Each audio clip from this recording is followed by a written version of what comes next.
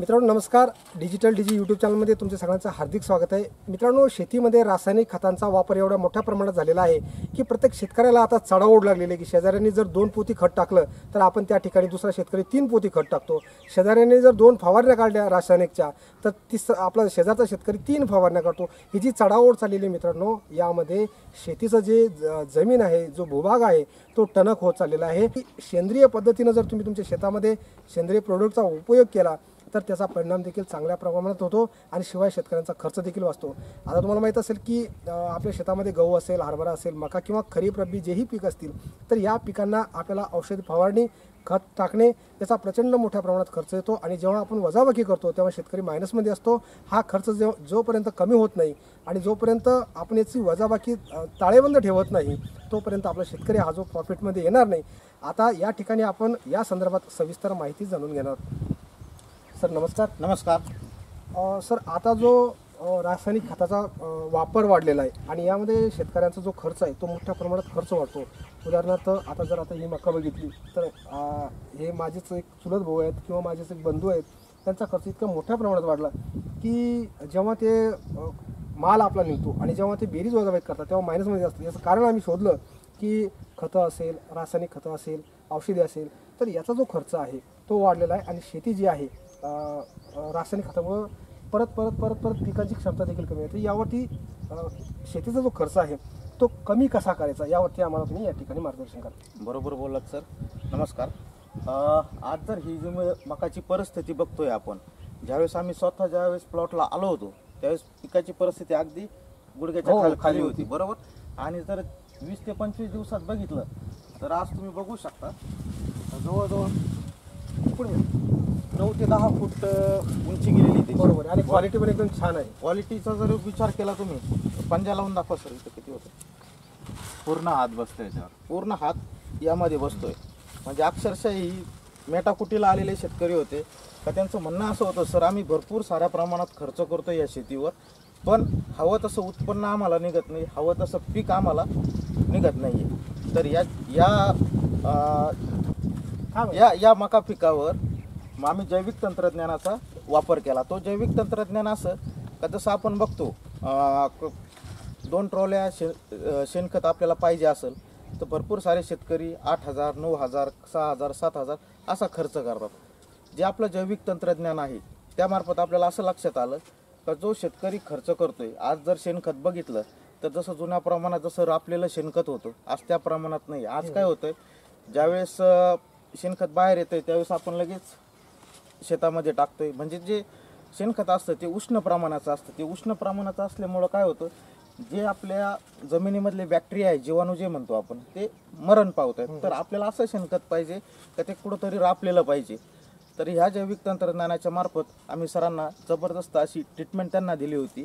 जैविक तंत्रज्ञान म्हणजे कमीत कमी खर्चात सरांना जास्तीत जास्त उत्पन्न कसं वाढवता येईल याचं मार्गदर्शन आम्ही केलं होतं. आणि आज रिझल्ट बघत आहात. बरोबर. इतका सुंदर रिझल्ट त्यांना आलेला आहे. सर एकंदरीत तुम्ही समाधानी आहात का? एकंदरीत एकदम समाधानी मित्रांनो. आणि व्हिडिओ बनवण्याचं हेच एक कारण आहे की शेतकरी बांधवांना प्रत्येकांना वाटतं की आपल्या शेतामध्ये जे खत आहे, शेणखत आहे, ते टाकण्याचा ते प्रयत्न करतात परंतु ते सहजासहजी अवेलेबल होत नाही. आणि रासायनिक खत कसं आहे कुठेही अवेलेबल होतं. तर यांनी मला एक प्रोडक्ट दिलं. आता हे जे प्रोडक्ट आहे आपलं, जेवढं 2 ट्रॉल्या शेणखत आपण टाकतो त्यामधून जेवढं सेंद्रिय कर्व तयार होतं ते एवढं अर्धा किलोचं जो पॅकेट आहे त्यामध्ये तयार होतं. आता हे जे प्रोडक्ट आहे आपण देतो ड्रिंचिंग मार्फत. म्हणजे 200 लिटर पाण्यात, एकरी प्रमाण आहे 200 लिटर पाण्यात हे आपण मिक्स करतो आणि पूर्ण शेताला ड्रिंचिंग करतो. त्याने काय होतं, एकतर जमिनीचा पोत वाढतो, जमीन भुसभुशीत होते. त्यानंतर जी पांढरी मुळी म्हणतो आपण, ती पांढरी मुळी जोरात चालते. आज जर आपण इथं उकरून बघितलं, पुढे पुढे समोर या, मोबाईल जमीन भुसभुशीत त्याचं प्रमाण हे बाई पांढरी मुळी, तुम्ही पांढरी मुळे लगेच इथं बघू शकता. मुळ्यांची वाढ कशी झाली हे पांढरे पांढऱ्या मुळे. बरोबर. म्हणजे पांढऱ्या मुळ्या वाढण्याचं प्रमाण हे खूप मोठ्या प्रमाणात आले. तर आपले भरपूर सारे व्हिडिओ होत आहेत या मागं पण हा जो रिझल्ट आला, अक्षरशः मेटाकुटीला गेलेले शेतकरी होते तर त्यांचा हा अनुभव आहे. सर म्हणे आम्ही सगळं काही वापरलं, सगळ्या काही गोष्टी केल्या, पण यातून आम्हाला हवा तसा रिझल्ट काय भेटलेला नाही. सर म्हटलं एक चान्स द्या फक्त. त्यानुसार 20 ते 25 दिवसात हा आलेला रिझल्ट झालेला बदल हा तुमच्या डोळ्यासमोर आहे. आता जसं आपण बघतो जमिनीमध्ये काही सॉईल ॲप्लिकेशन असतात, स्प्रे ॲप्लिकेशन असतात. त्यामधून आपण जे करतो ड्रिंचिंगमधून जे तुम्हाला सांगितलं 200 लिटर पाण्यामधून देतो. जी जर्मिनेशन बीज प्रक्रिया असते, ज्याला आपण म्हणतो उगवण क्षमता, ही 100% कोणत्याच पिकाची होत नाही साहेब, बरोबर आहे. तर आपलं जे पण काही बीज आणतो आपण, बी आणतो, त्याची 100% उगवण क्षमता आणण्यासाठी हे जे आपलं प्रोडक्ट आहे ते आपण सरांना दिलं होतं बीज प्रक्रियेसाठी. जरी बीज प्रक्रिया म्हणजे जरी बीज अंकुरण पावलं असेल तरी पण हे आपण ड्रिंचिंग मार्फत आपण त्यामध्ये देऊ शकतो. म्हणजे ज्याला बीज प्रक्रिया करायची त्यासाठी तर अत्यंत आहे, पण जरी उगवून आला असेल तरी पण आपण त्यांना हे ड्रिंचिंग मार्फत आता हे झालं बीज प्रक्रिया केल्यानंतर समजा पीक मोठं झालं त्याच्यानंतर आपण कोणतं फवारलं होतं? हां, एक ग्रो म्हणून आणि इफेक्ट म्हणून आपण त्यांना दिलं होतं. याने काय होतं, ब्रांचेस, फुटवा, त्याची हाईट आणि उंची जी म्हणतो ती आपण याने पूर्णतः वाढते. त्यानंतर आपण सरांना दिलं होतं बूस्टर, हे बूस्टर दिलं होतं आणि हे तर आपण याला दिलं होतं, ड्रिंचिंगला दिलं होतं. ड्रिंचिंगला दोन्ही मिक्स करून ते हां, सोडावं लागलं. आणि जसं हरभऱ्यासारखं पीक वगैरे असतं त्याला फुलकळी लागते, किंवा टोमॅटोसारखं पीक आहे त्याला फुलकळी लागते, ते फुलाचं रूपांतर फळामध्ये चांगल्या प्रकारे होण्यासाठी आपण हे बूस्टर सरांना दिलं होतं. आणि त्यानंतर आता मकाला तर काही फुलकळीचा विशेष नाही, त्यामुळं सगळे एकत्र करून आपण सरांना हे दिलं होतं. जवळपास एकाच पॅकिंगमध्ये हे सर्व जे आहेत औषधी आणि जे महत्त्वाचे घटक आहेत ते पहिल्यापासून तर शेवटपर्यंत या ठिकाणी जर सरांचं म्हणणं आहे की बाबा या ठिकाणी तर आपण प्रयोग केलेला आहे की पहिल्यापासून जर तुम्ही आमचं हे ट्रीटमेंट घेतलं तर तुमची शेती ऑर्गॅनिक तर होईलच, तुमच्या उत्पन्नामध्ये मोठ्या प्रमाणात वाढ होईल, पीक चांगलं राहील, जमिनीचा पोत सुधारेल. त्यामुळे शेतकरी बंधूंनो, तुम्ही देखील अशा प्रकारे शेती करा, ऑर्गॅनिककडे वळा.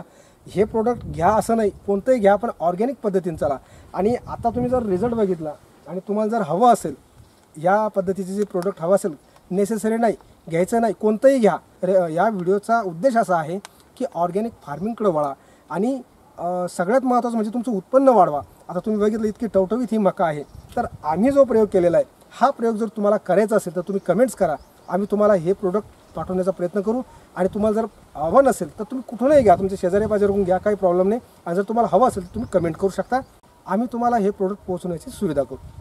आणि सर यातमध्ये आता हे प्रोडक्ट यूज केल्यामुळे काय आहे की ग्रेनरी चांगली वाढली आणि मकाचं टनेज वाढणार आहे. बरोबर. आणि टनेज म्हणजे उत्पादन वाढणार अच्छा, आहे, बरोबर आहे.